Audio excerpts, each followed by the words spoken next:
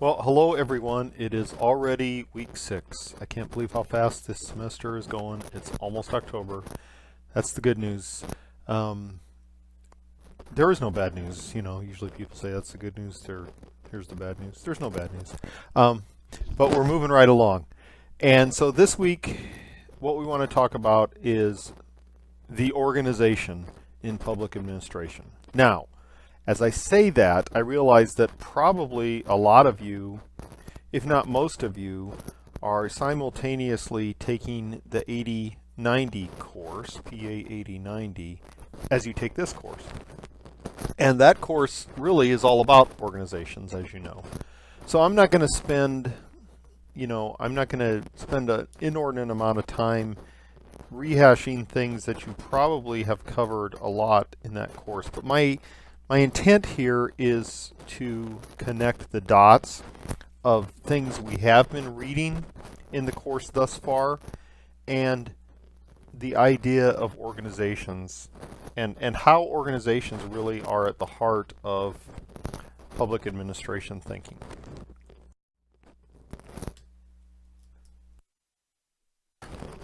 So let's start at the end here. And when I say that, I want to refer back to this Denhart reading that I gave you. In fact, this week I gave you 4 readings. I gave you Denhart, these 5 great issues of organizational theory. I gave you a work by Marshall, which is in the box text. And then I asked you to look at some excerpts from Weber, Max Weber, and from Frederick Taylor, because we're going to refer to all of those. And as always, as I start this slide here, I want to remind everybody, in case you haven't figured this out by now, and you're graduate students, so I know you have, and that is that everything I provide you in the course is meant to work together as one integral whole. I mean, the lecture does not take the place of the reading does not take the place of the lecture, and the discussion does not take the place of any of those. All of those things are meant to complement each other in our learning process. So beyond, just completing a course in a semester in a program, the idea is learning, and all of these things do complement each other in our learning journey. So here's a quote in that Denhart reading that I think is really apt. And he talks about this idea of theory versus practice, which is the 4th of his 5 great issues. So what he said was this, that whatever values and approaches researchers have endorsed, the communication of their findings has led to difficulties. The relationship between theory and practice, knowledge and action, has been especially troublesome to those in the field of public administration for the last several decades. Practitioners have questioned the relevance of obscure research findings to the real world of public administration. They have objected to the elaborate and unnecessary jargon of academic research, and they have noted the apparent penchant of researchers for excessively detailed data analysis. Academics, on the other hand, have complained that practitioners are sometimes too short-sighted and too quick to dismiss findings that may be of value, and that they fail to see the long-term implications of research for practice. In either case, the result is an apparent gap between theory and practice. Well, the reason I kind of throw that quote in there, it's not gratuitous. It is that all of you as MPA students, or most of you, I think, pursue this degree because you want to be more effective, more efficient, more equitable, more economic practitioners of public administration. I think some of you might move on to get a PhD. Most of you won't. So what you're really interested in, I think, if I can put, thoughts in your brain, is this intersection of theory and practice. And what Denhart's saying here is what a lot of scholars have said and what a lot of practitioners have said, is that we don't do a very good job of connecting theory and practice. I'll stop right here and tell you that I am currently the local president of the Nebraska chapter of ASPA, and ASPA stands for the American Society for Public Administration. And ASPA, our national organization, which you can find at aspanet.org. Let me just put a plug-in in here for you, aspanet.org. Our organization nationally attempts, to bring about more cohesion between academics and practitioners. And yet, I've been to lots of national ASPA meetings, and one of the things I hear is exactly what Denhart says here, that practitioners say those people on the academic side are full of these obscure research findings and this really thick data analysis that doesn't help much in practice. And academics say that, well, a lot of practitioners just grab the most convenient theory they can and run with it. And so both sides have to do a better job with the other, and that, I hope, is what a lot of your academic education in the MPA program is about. So let me move on from there and kind of talk about this idea of the organization and how it connects really to the things we've been talking about so far. So first of all, what is this thing we call an organization? Well, Gary Marshall says that organizations are the basic unit through which virtually all social relations are formed in the post-traditional society. And, he's got in the book actually there, he's got a footnote there when he makes reference to what he calls the post-traditional society. So actually, I'd urge you when you read Marshall's piece in the book is look at his footnotes, because Dr. Marshall, if you don't know, is really a historian of public administration thought. So his footnotes are really interesting. So look at those. But, he says that organizations are the basic unit through which virtually all social relations are formed in the post-traditional society. And I think where I take issue with him is that I think organizations, from what I can tell, are pretty much the basic unit going back to antiquity. We know that Aristotle said this, that man is by nature a political animal. Well, of course, we know that Aristotle was maybe he was talking about men, or maybe he used the word man to refer to all humans, and maybe he was only talking about a few men. I'm not sure. But what did he mean by that? What he meant really wasn't necessarily that people engage in electoral politics. What he was saying is that people like to organize, but all animals organize, right? Including bees, and he uses that example. But what makes us humans unique, according to Aristotle, is the ability to organize speech, to understand the advantageous versus the harmful, and to attach moral qualities to the understanding of the distinction between right and wrong. Now, of course, we know there's been a lot of research, especially on primates, that would indicate that, other mammals, at least, primates in particular, do organize socially and may even organize according to speech, and may have a sense of ethics within the group. So, maybe humans aren't that unique. However, what Aristotle is really getting into here is that we organize, and we form organizations to exercise our political will. So ancient Persia under Darius and his successors like Cyrus, and ancient Persia is modern day Iran, developed really complex administrative systems 500 years before the Common Era, according to this article by Farazman. And actually, in fact, the final Shah of Iran, the king of Iran, who was deposed in the 70s, really traced his regal lineage back to Darius. And for those of you actually who even read the Bible, you know that the Old Testament books of Ezra and Nehemiah are less theological than they are a story from this time in history, the Persian Darius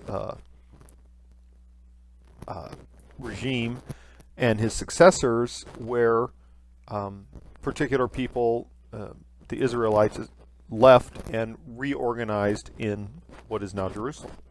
So that's a story of ancient administration. and this article by Subramaniam, which I reference, what he talks about is ancient Indian administration, which actually impacted the way the British colonialists ruled India with certain positions, namely the district overlord or collector in India. So, you know, the idea that organization is something new, that bureaucracy is something new, really it's not.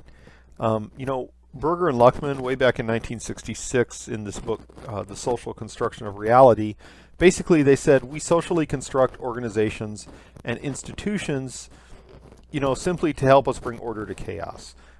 Over generations, we forget why we formed the institutions in the first place, and we have this taken for granted knowledge. But nevertheless, there are organizational reasons why we organize. So what are those reasons why we organize? Okay, so let's kind of connect back to Wilson here. So if we could separate politics and administration theoretically, like Wilson said, and we've really talked about this for several weeks. I don't want to rehash it too much, but you notice I have two arrows. On the left, I have one called legitimacy. So legitimacy is flowing in this downward direction, and accountability on the right-hand side is flowing back. So think of these as legitimacy flows outward, and accountability is sort of a feedback loop. So, you know, if we traced Wilson's thought, we would say that the people are sovereign by some natural law, and that the people form constitutions. Well, what do constitutions do? Constitutions legitimize the formation of governments through elections. Wilson talked about elections, but there's other ways of governments are formed, right? Appointment. Elected officials, legitimized by the constitutional process, make policy. That's what Wilson was talking about. Elected officials make policy. And then administrators carry out policy in a neutral manner. And finally, administrators, according to Wilson, are organized in some rational manner. And the best model that he could think of is the model of business, where rational decision making is the rule. Now you can question that if you want, and you probably should. But you know, in Wilson's thinking, this is how legitimacy flows out to the administrator, and then accountability flows back to the people. So this is sort of my thinking on a model of what Wilson was talking about in the politics administration dichotomy, leading to the organization of public work or government work, if you will. So, in the book the work by Marshall, he traces a lot of this theory and how we got to where we are in terms of organizational theory. And he first mentions Taylor and the influence of scientific management. I gave you the excerpt from Taylor, and in fact it's an excerpt from some testimony that he provided to Congress in 1912. So what was Frederick Taylor talking about? What he really was talking about was this idea that there's one best way to do a task, whether that's an industrial task or some bureaucratic task. So what he said was it's difficult, if not impossible, to manage initiative and incentive. So what Taylor's saying is the people tick somehow, right? They have internal initiative, they have internal incentive, but he didn't really want to worry about what those things were.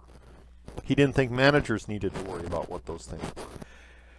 What he said was, in scientific management, is that it's possible to codify the rule of thumb knowledge that craftsmen previously held in their intellect. So if you had a bricklayer, and a bricklayer knows exactly the point to reach out with one hand and grab the brick, while with the other hand getting the mortar on the trowel, spreading the trowel, laying the brick down, pushing the brick into place, and moving on in the most effective way to build the brick wall. So what Taylor says is you can codify that. You can write a bunch of rules, and then you can translate these into laws. And these laws can be applied by managers.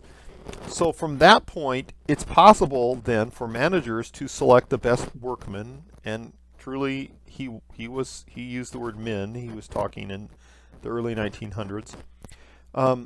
the best workman for the appropriate tasks. And then training is tailored to the task, this particular task, and division of labor is scientifically managed. So if, again, I am the bricklayer, I know how to lay the brick, but somebody else is the person who is mixing the mortar. So that person is trained to mix the mortar, the bricklayer is trained to lay the bricks. Somebody else might be trained to build the scaffolding for the bricklayer to get upon to build the wall, right? So there's a division of labor. And so then managers orchestrate the workmen in a precise way. And so he has this quote in the reading I gave you. There is hardly a single act or piece of work done by any workman in the shop which is not preceded and followed by some act on the part of the men in management. So what Taylor really said was that it is possible to scientifically manage any industry or any workplace. And that humans in this equation are really just part of the production process. They could be robots, but they are just part of the production process. And so Marshall has some interesting things to say about Taylor, and you can read those, but it's important to note that Taylor's view of scientific management had profound influence on the way we organize bureaucratically.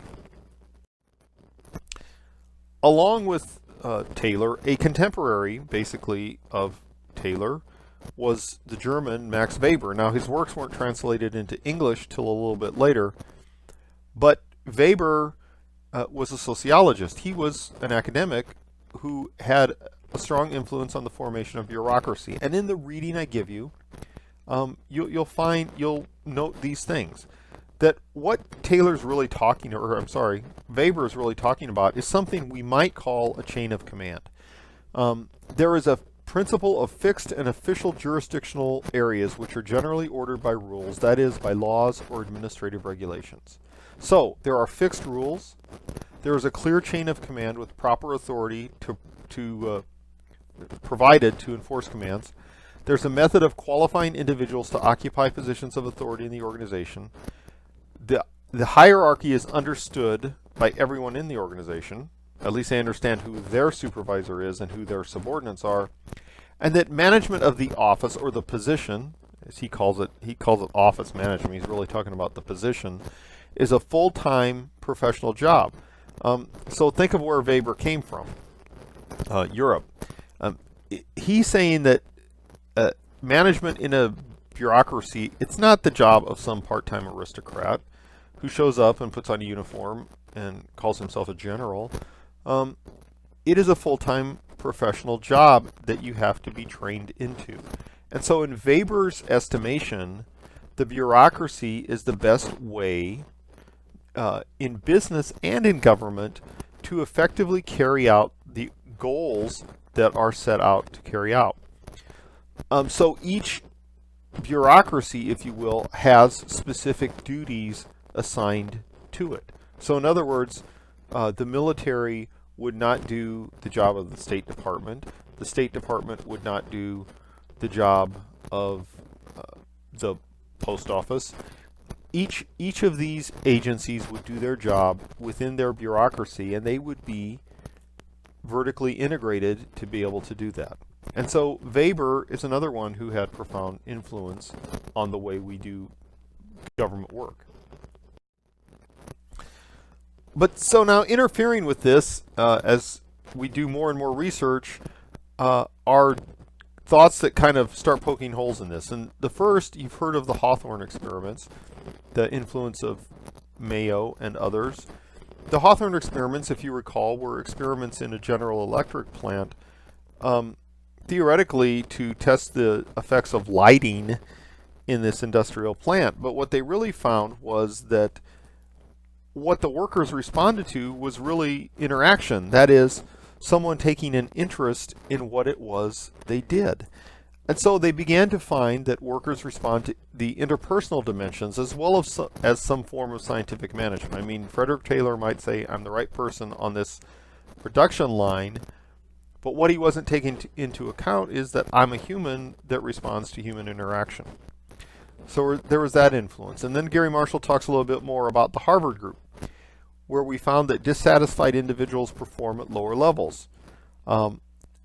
People are socially motivated, and thus increased morale increases productivity. That executives, the job of the executives was kind of like a form of conditioning.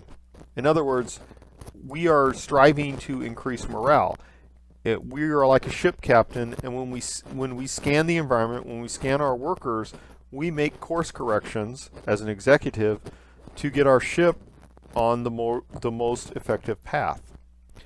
And then Marshall talks about Follett and Lewin, and these ideas that humans, that we interact constantly through our whole lives, and we're constantly evolving. And so our interaction with people has to be more than this transaction, more than kind of a stimulus response basis. There is group dynamics, and especially when he talks about Kurt Lewin, the idea, we're getting towards the idea that the most effective workplaces are those in which the workers have a shared sense of responsibility and a shared sense of ownership, if you will. He's not talking about laissez-faire management. He's talking about a kind of management that encourages worker interaction and worker accountability to the goals of the organization. So how does all of this affect the way we view the delivery of public goods, if you will, and how public organizations are supposed to operate as organizations? Well, Marshall starts talking about Simon, and I will tell you that in week 9 coming up, we're going to read some of the work of Herbert Simon himself.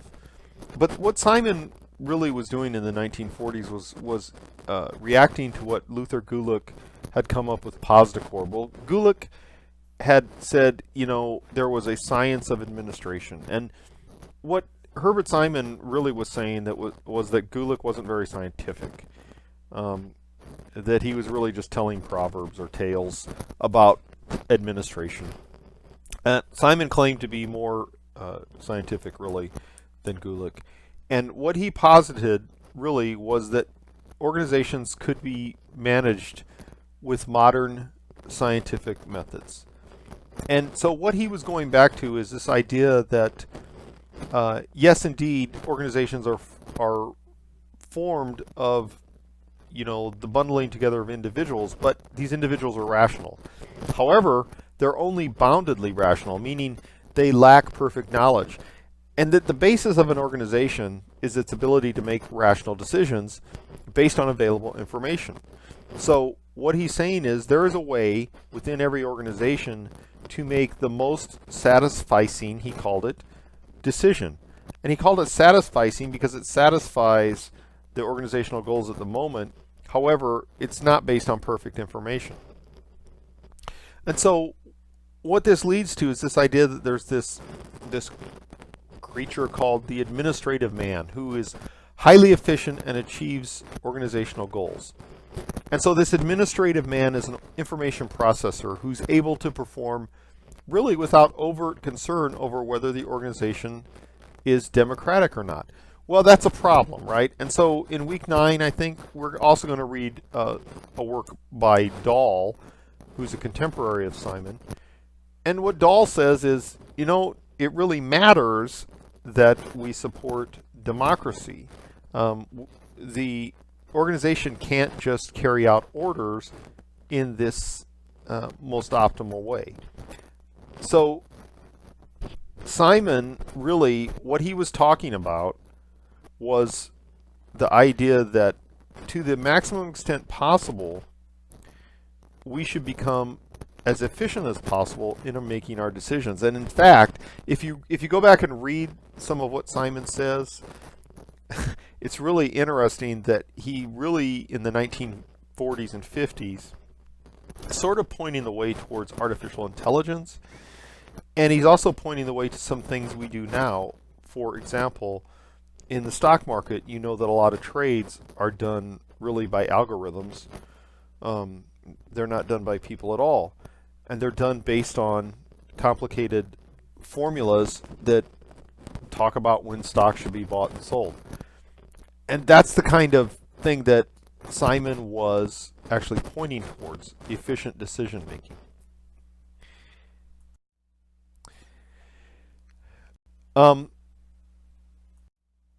So the next question is, are bureaucracies economically viable?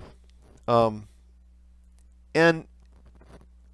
Marshall points to the work of Ostrom. So Victor Ostrom wrote this book called The Intellectual Crisis in Public Administration.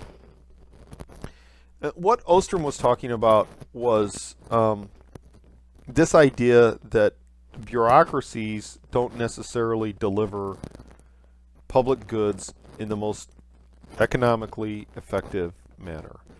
What he argued really is what a lot of economists argue, that we as humans are economic beings. This idea of what has been called the economic man, that we are motivated by self-interest, that we're rational in ranking alternatives for what we want, and that we seek to maximize our utility, however we define utility in any given situation. And so therefore the delivery of public goods can be accomplished through a variety of means. And this kind of thinking really sort of led to this idea of the new public management movement, which we'll talk about in a few weeks, i.e. maybe government services can be delivered by contracting out. Maybe these government services could be completely privatized. Perhaps they could be delivered through vouchers. Or perhaps they could be delivered by a traditional government agency.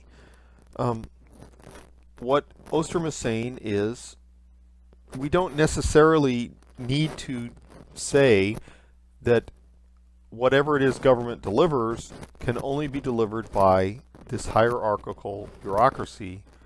There are actually ways that services can be delivered in not necessarily in opposition to that, but in more effective ways. And so finally, Marshall talks about this idea of bureaucracies or networks. And I think at least one of you is writing on networks. And you notice I put in the references to Alter and Haig, and as well as McGuire on this slide.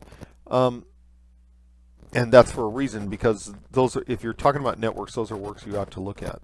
But what we're looking at today, for example, is interorganizational interactions, exchanges, concerted action, and joint production between different kinds of organizations.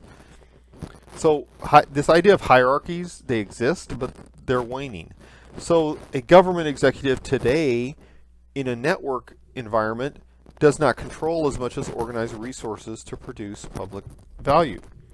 And that each node in the network tries to optimize, and that public administrators, according to McGuire, have to have these skills in activation, which is, forming a network, framing, which would be, actually setting out the bounds of what the network is supposed to do, and mobilizing, which is, think of as recruiting members of your network.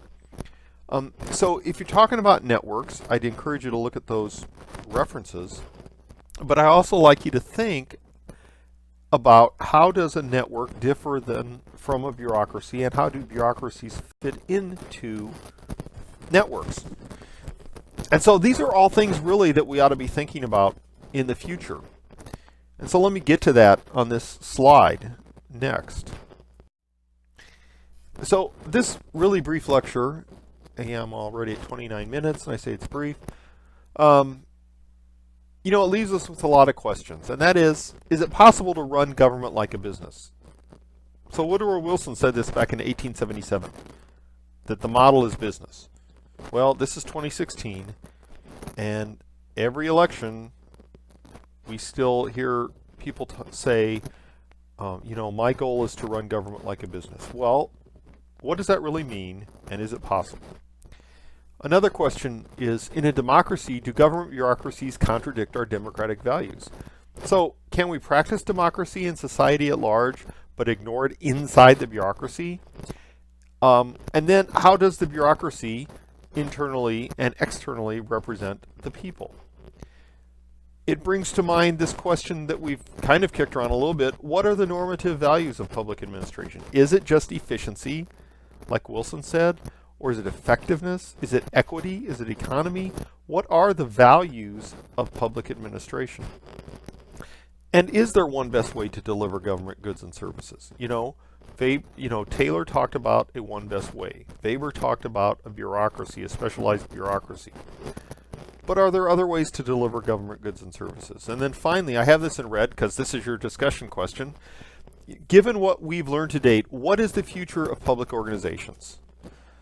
And when you ask that question, does it differ by level of government? I said national, state, local. There's sub-local organizations and specialized governments at the state level. Does the ability to network across political boundaries, that is within a sovereign nation and beyond the sovereign nation, affect how we organize? And then what is the future of the public service practitioner? So as we discussed this week, this is the kinds of things I want you to talk about. Again, based on this lecture and based on the readings for this week, because all of these things have profound impact on how we do our jobs as public administrators. Last thing, let me show you some of the references that I used. I'm going to dwell on this for a moment. You can look at these and you can always come back to the lecture and look at them. But as I'm showing you references, the important point that I do want to make is this. As you consider your term projects, it's really important to not only read the sources, but look at the references they use. As you do that, you're going to build sort of this web of references that are going to inform your research. So always make sure to look at the references that people use when you consider a source. So that's my pitch for this week. I'm looking forward to your discussions. Thanks very much.